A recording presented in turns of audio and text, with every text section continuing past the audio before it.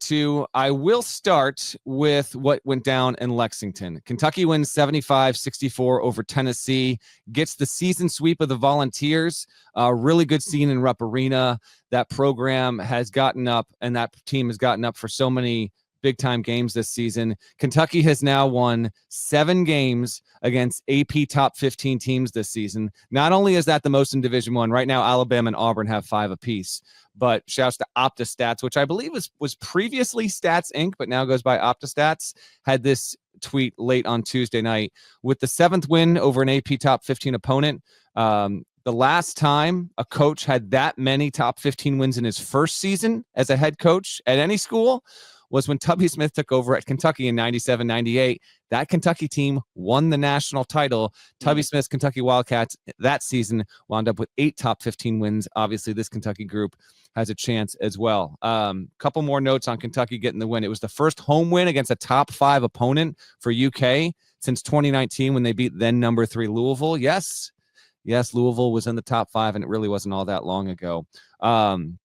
Tennessee is now 6-5 in its last 11 games after starting 14-0. Kentucky has won 5 of its last 6 against Tennessee, which, that's a good rivalry there. And man, oh man, the Vols just can't seem to get over on UK more times than not in recent history. Keep in mind, Kentucky did this without Jackson Robinson, didn't play because of the wrist. Lamont Butler goes down and re-injures the shoulder that kept him out. We don't know how long this is going to now keep him out. I saw Mark Pope afterwards said that he would expect Robinson and Butler to be back in time for March. But the fact that Kentucky did this, and Kirk Reese is still not back, so your top 3 point guard options, and you win by double digits. You win in the midst of a game that was tight, competitive. You lose Butler, and you're able to hold on and get it done. Part of that was because Kentucky was 12 of 24 from 3-point range. So it combined to go 24 of 48 from beyond the arc, and it's 2 wins over Tennessee this season. Considering if you want the argument for 3-point shooting to be a bit variant and a bit random, there it is right there. Tennessee is one of the best defensive teams in the country, and yet Kentucky, one of the best offensive teams in the country, shoots 50% in 2 different venues. Meanwhile, the Vols, KB, were 3 of 18 from beyond the arc. There's plenty to get to with this. Some big-time players stepped up in big-time moments for Kentucky that were not usually in that role. What were your takeaways of what went down in Rupp? Yeah, really impressive from Kentucky. No Kirk Reese, as you mentioned, no Jackson Robinson. Lamont Butler goes out with a shoulder injury, and that's tough because Kentucky has been a different and I would argue much better team when he has been on the floor. So hopefully he can get healthy. But, huge game for Kobe Bria. Otega Owe had 13 points in this one. Trent Noah off the bench added 9 points. And, Kentucky just keeps firing, right? They just keep reloading with guards who – they expected to have Kirk Reese, they expected to have Robinson, they expect to have Butler, and they just keep coming at you. They have a ton of depth on this team. The offense continues to hum at an elite level, shooting, 12 of 24 from 3, as you mentioned. And then defensively, I think maybe it was one of those nights where, Tennessee just could not make open shots. But, hey, let's credit Kentucky's defense for making them miss those shots. 3 of 18 from 3-point range were the Vols, and just an ugly offensive outing, I think, for Tennessee overall. One of those where I think if they watch the tape back, they're going to be kicking themselves. But a great win for Kentucky nonetheless, getting a crucial home win and the season sweep over Tennessee. I thought it was really impressive how Kentucky closed this one, 17-6 run to kind of finish this one out in Rupp. And this felt like, it's not a must win. Obviously, Kentucky's going to make the NCAA tournament, but Kentucky needed this one in a bad way. And I thought the way that they did that, overcoming some adversity, very impressive from Mark Pope's Wildcats. Yeah, I'd agree with that, KB. The Kentucky just getting this kind of win, owning the sweep over Tennessee. Who knows if any other team is going to have a 2-0 record against the Vols by the time the season's done. So I thought that was big for team morale. And, Kentucky's had really, really good wins. Going to be a really interesting resume. CBS has got the in-season, our one and only top 16 bracket reveal coming this Saturday, 12:30 Eastern on CBS. Would think Kentucky's going to be somewhere in that 3-line, 4-line. We'll see. And then whatever losses may come or may not come for Kentucky, it's going to have such great high-end wins. Will be an intriguing resume to see ultimately where the Wildcats land. And I agree with you. I thought that win was important for Tennessee.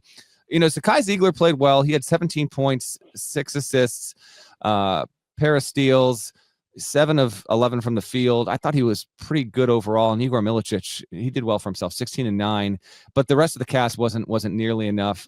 Couldn't capitalize. Chaz Lanier was kept in check, and we've seen a little bit more of that. Wait and see if Lanier, I'm not going to say he's hit a wall, so to speak, but can he get a little bit more of what he had earlier in the season? Yeah. And when we get into March, can he be a guy that if Rick Barnes really says, hey, man, we're going to need you for 20 plus tonight, can he do that way more nights than not? So keep an eye on that. Tennessee's 20-5. Probably off the one line for now as a result of this, but can get back onto that one line. But I'd probably knock them off. And frankly, we'll get to Florida in just a bit, but Florida winning on the road, Gators, getting up to that one line as well. So you might be looking at like Auburn. I'm just vamping off the top of my head. I actually didn't check if Palm updated the bracket, but I would think it's Auburn, Bama, Florida, maybe Duke. I don't know. Anyway, for Kentucky, Brea had some big shots. He had a great oop to Owe that made it 70-62. That's when the hinges started to rattle on Rupp, and that was when it was over. That was when it was a wrap. But I tell you what, you brought up Trent Noah, Travis Perry as well, who Billis mentioned on the broadcast. This dude had more than 5,400 points in high school. Homegrown Kentucky boys, oh, by the way. They combined for 5 3-pointers. They had, I want to say, a half dozen, maybe even like 8 or 9 plays that in the flow of the game really meant a lot for Kentucky keeping pace and dictating the conversation. For those guys, non-starters, Kentucky's down multiple starters, to come in and combine for 19 points. They might not have another game collectively again this season where they do that much. And, further, these guys are going to be multi-year Kentucky players. Like they've got some big moments coming later in their lives. But who knows? Maybe they step up later this season. Maybe they don't.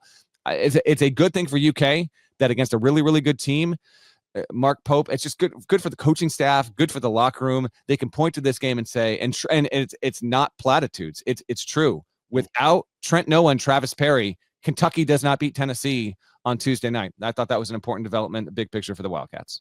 You mentioned the 1998 Kentucky title team. How do you feel about Kentucky's title chances this season?